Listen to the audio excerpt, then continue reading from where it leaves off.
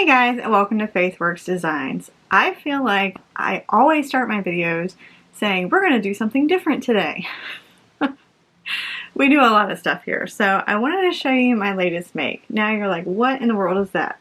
This is a dice bowl. Now, we've moved on to kind of a dice store here in town, and they asked me if I could make these dice bowls, bags, stuff like that. I thought it'd be really cool to take you guys through the process of being able to make these. Now, what do you do with dice bowls? Well, if you've ever had kids and tried to play games with them, when they get a hold of the dice, they just kind of throw it and it ends up in the floor or all over the table and you can't find it. And everybody's upset. So with a dice bowl, you can just throw it in the dice, in the bowl, and it doesn't go flying off of the table. So these are used a lot for like D&D games and stuff like that. Now, there's just a few things that you're going to need to be able to do this. You're going to need vinyl or some kind of material to make the bowl out of. Now, I used vinyl, and I also did some top coating with a different color. I don't think you can see it from there, but all the edges are nice and colored so that they're not just kind of raw. I find over time with the dice bowl, if you keep it raw, it will kind of like fray and be kind of funky. So let's see. So some of the things that you're going to need are going to be some snaps. Now I have this little snap thing that I bought at Walmart years and years and years ago because I was making cloth diapers. They also have, some of the dice bowls use like a metal snap, and you can use those. It's just whatever your preference is. If you don't want to do plastic snaps, don't do that. You can use the metal. But there needs to be some sort of snap so that the bowl closes up like that. Because when you unsnap it, it folds flat so that you can put it in your game bag or box or wherever you have your stuff, and it can just kind of stay stored like that. And then when you're ready to play, you just simply snap it back, and then you've got your bowl shape. So to make our shape of a hexagon, what I did was I took you through a very quick, brief tutorial on my Cricut because I am still learning her and how to cut out vinyl. So you can do a hexagon shape on your Cricut, and I'll walk you through that, or you can just figure out what size hexagon you want and then print it out, or even freehand cut your own. I just found with the Cricut, the edges of my rounder parts were a lot rounder when I just did it on the Cricut. The limitation is you can only do like an 11.5. That's as big as you can make them with the Cricut. So keep that in mind when you're making your bowls. That is going to be an issue unless you freehand cut it out. And then just to make the tops nice, I use this base coat, and I will try and link it down below where I get it from. So you're going to want to use a base coat because a base coat is really going to make your edges nice and smooth, and that way when you go to put the color on, you can actually put it on there and it'll go in. You can probably get away with one coat, if not two. So anyway, and to put on your base coat, we just use this little tool that I got from Amazon. And then when you're done with your base coat, you let it dry. Make sure that you let it dry about 30 minutes or so between each coat so that it's on there well. Then after your base coat, you can put on whatever color you purchase or pick up.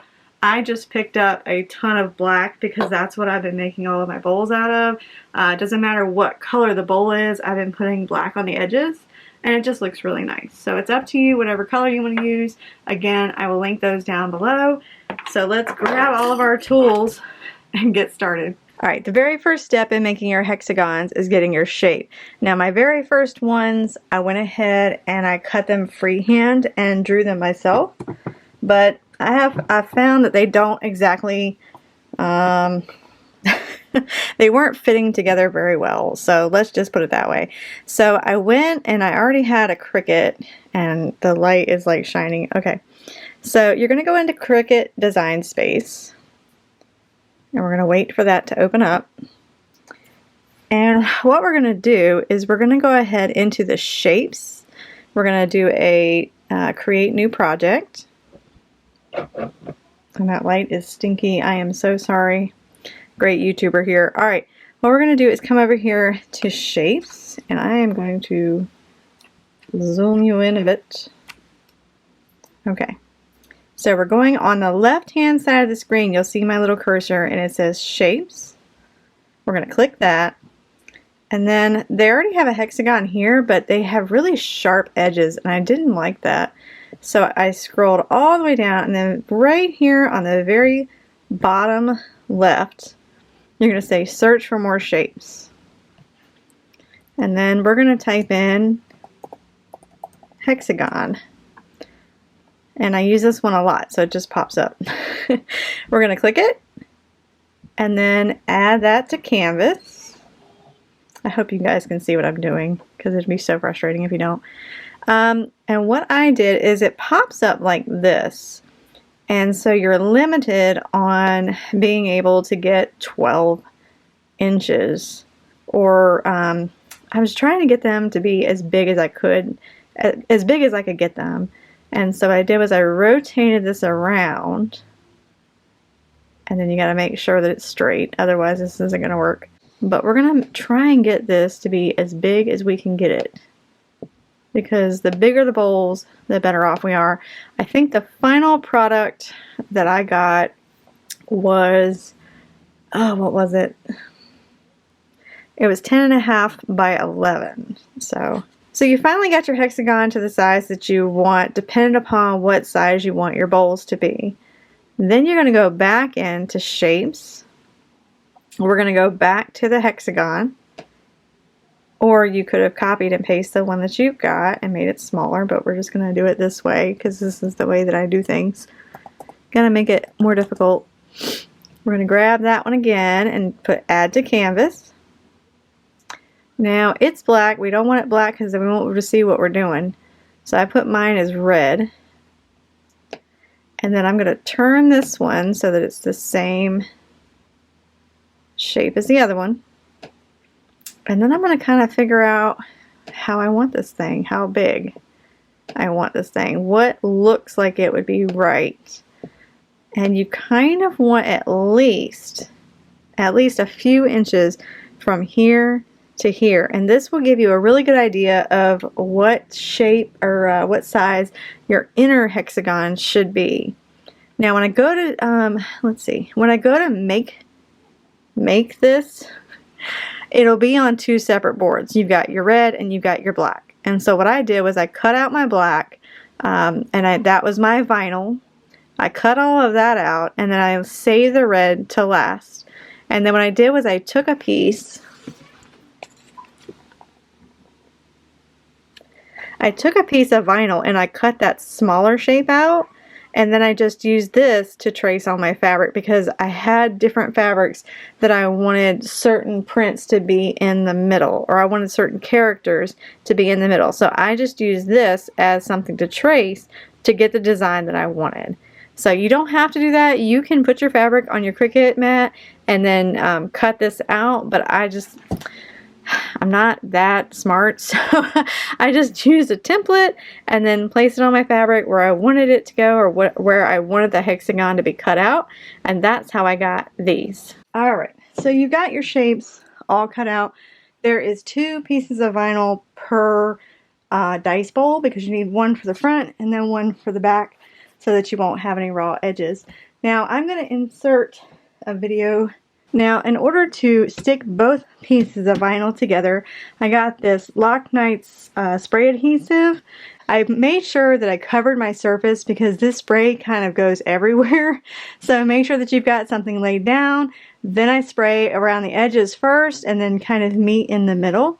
And then what I did after I was finished was I took a rolling pin just to make sure that it was nice and flat, that we wouldn't have any bubbles or anything like that happening.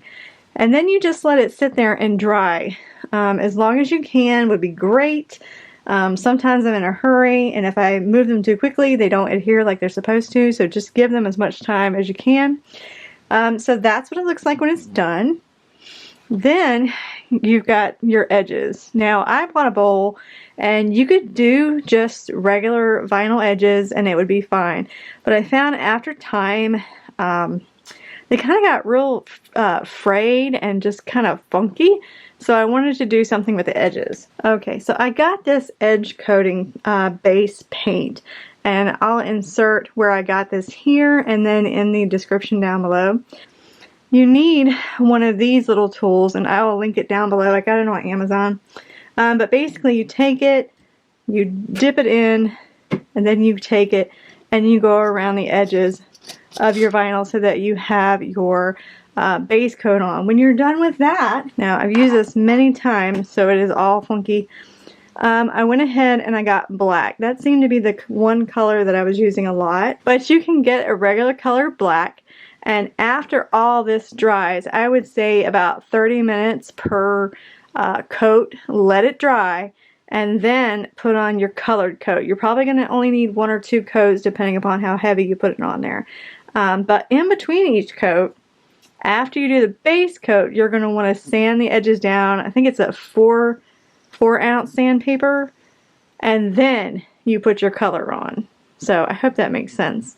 I'm going to insert a video here now of me putting the base coat on our fabric that goes in the middle. So here's a shot of my new ironing board. Are you guys proud? I finally spent some money and got an ironing board.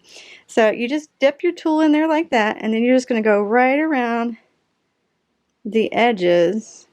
And I normally apply like 2 coats to this so that I make sure those fabric edges are not going to start fraying. And I can already tell it's doing a lot better having the Decovil light in there. It just gives me more of an edge to work with.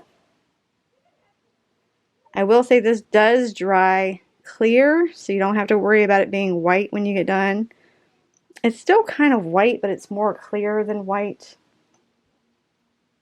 But you get the idea.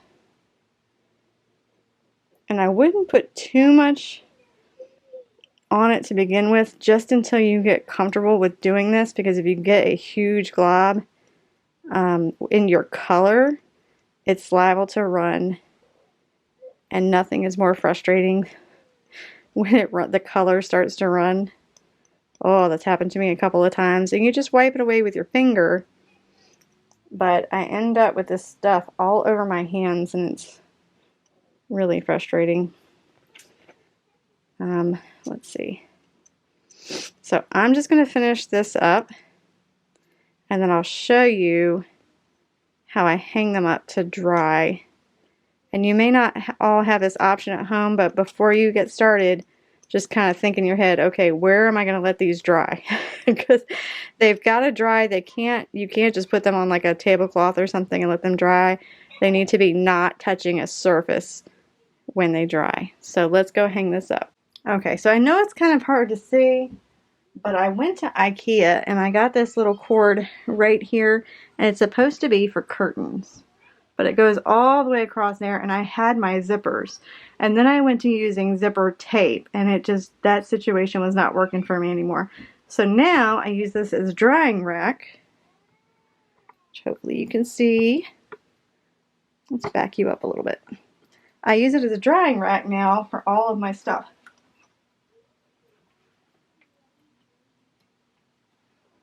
So I just take a little clip and then hang it up there just like that, making sure that this isn't touching that wire, but just kind of hanging it in the middle, and then that can just sit there and dry. Alright, they are all edge coated and waiting to go. Now we wait for this to dry, and then we're going to go get the other bowls when they're all dry and do the same exact technique. You're going to want to do your base coat first before you go to do your color coat. Alright, so we have got all of our fabric insert pieces all dried and ready to go. Now we can move on to our vinyl. What you're going to do, the very first thing, is just go around and make sure that all of your edges meet up like they're supposed to. You don't want one edge hanging out a smidge longer than the top side. And then you're just going to grab your base coat again, your base coat, and your tool, and dip it in here. And this is a perfect time to practice how to do the edge coating, because this stuff dries clear. And so you're just going to roll it on there like that.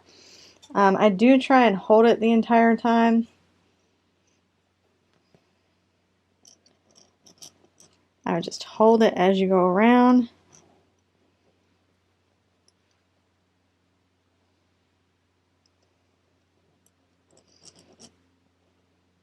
And you may get a few places where I don't know if you can see it or not, there's a few places that it didn't quite adhere. The spray didn't quite get the edges together. You want to try really hard to make sure that that happens. And so what I'll do is I'll just kind of pinch it for a second and let that take a second and dry. And normally that's pretty good about keeping it together. The edge coat glue will help you keep the edges together. But it's really important to just take your time, make sure you use your rolling pin, and make sure that these two vinyls are stuck well together so that you don't have that happening on the edge. And sometimes it happens, it just can't be avoided. So you're just going to go all the way around and do this as many times as you have dice bowls to do. And just make sure that you're patient in doing this, because you want the base coat's really important, because that's going to determine what the edge coat is going to look like. Your colored edge coat is going to look like. So just take your time.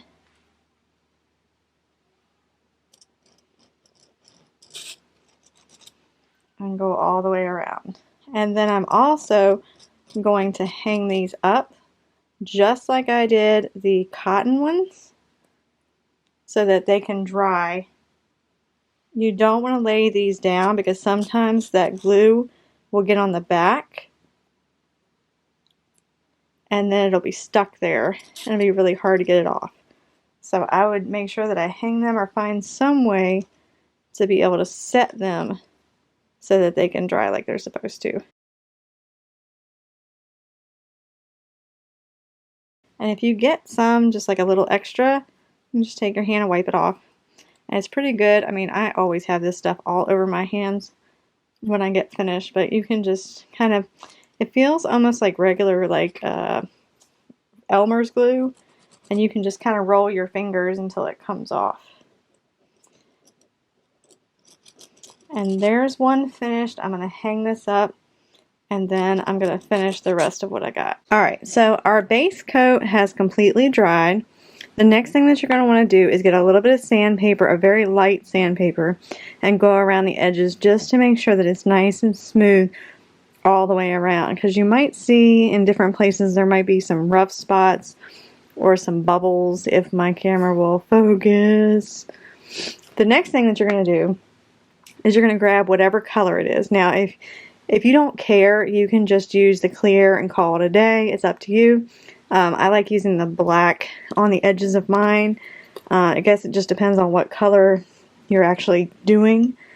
So I'm just going to dip it just like I did my base coat. I am going to dip this in the black and do the edges all the way around.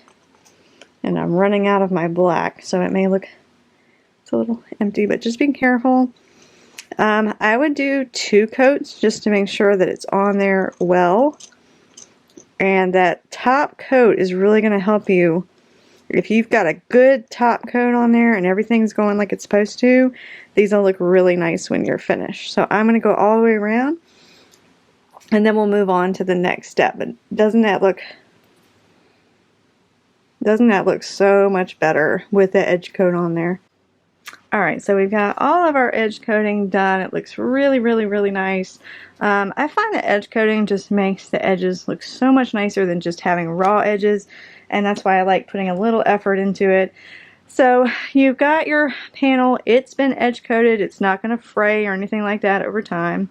And then what we're going to do is we're going to figure out which side is our nice side, because we want that on the outside. And then we'll figure out the inside. Then you're going to try and get it as centered as physically possible.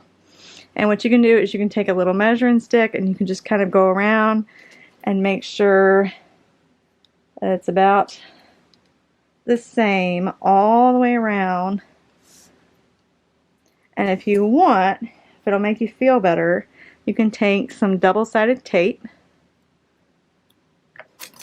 and you can put it on the back, kind of towards the middle, because you don't want to sew over this.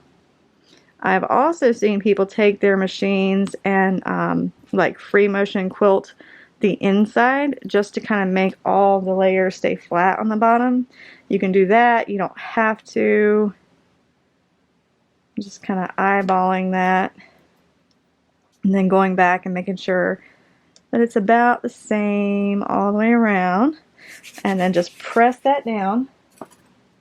And then we're going to take it to the sewing machine, and what I've done is I've lengthened my stitches to a 4, and then you're just going to find your happy place. You can do an eighth of an inch, a quarter of an inch, you can do 1 row of stitches all the way around, you can do a design in the middle, it's just up to you. But I love my little Pikachu because he's so cute. So let's go sew that.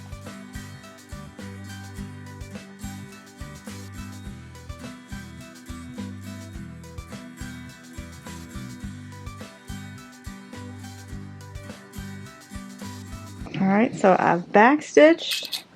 I'm going to pull all of my threads to the top, and then if I had my thread zapper ready, you can zap your threads away, and the top is done.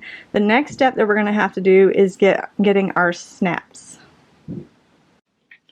Alright, so we've got him all sewn in there, and then we've got our snaps. I use snaps a lot because I do a lot of cloth diapers and things like that. The 2 tools that you're going to need are this little like cam snaps. I think this one's a Dritz. You can get a whole kit at Walmart. I don't think it's very much at all, but I do buy my snaps from Cam Snap, and you're gonna have to buy them by sets. And what you're gonna get is you're gonna get a cap that has like a flat end on one side, and then like a little, hopefully you can see it, there's like a little spike on the other end. Whoop, focus. And then you're going to get the male end, I guess you would call it. And the actual names of all of these are skipping my brain, but they come in the set.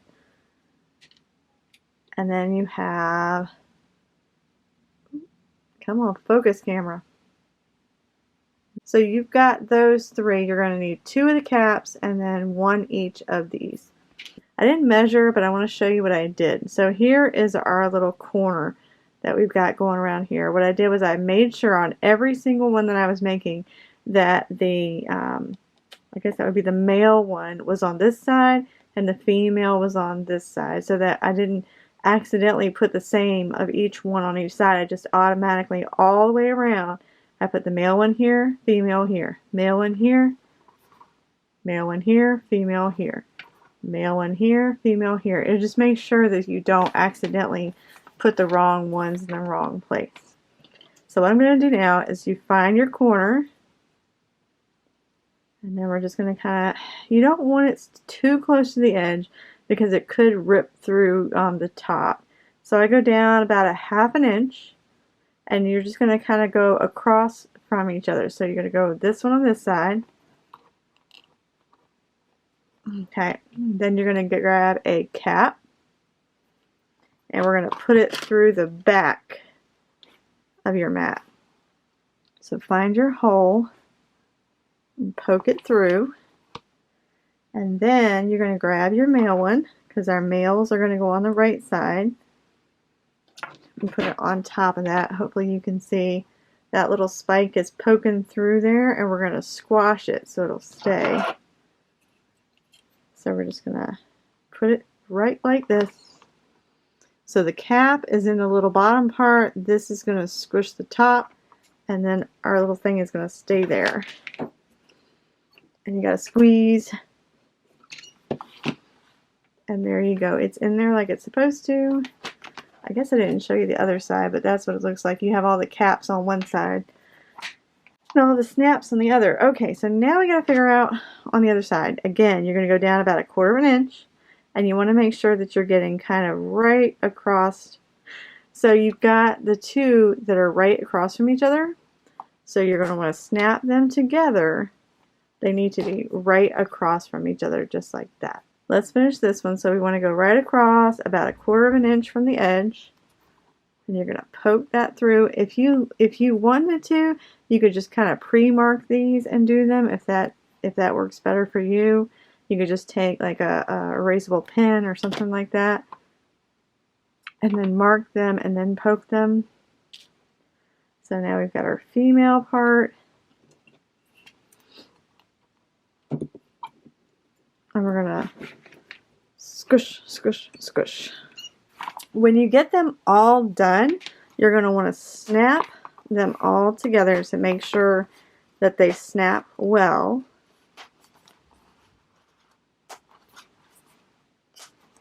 Okay, and then you've got your bowl, so you can see that you've got your bowl. And then you definitely want to retest these. So what I normally do is I unsnap them, and then you should be able to tell if they pop up.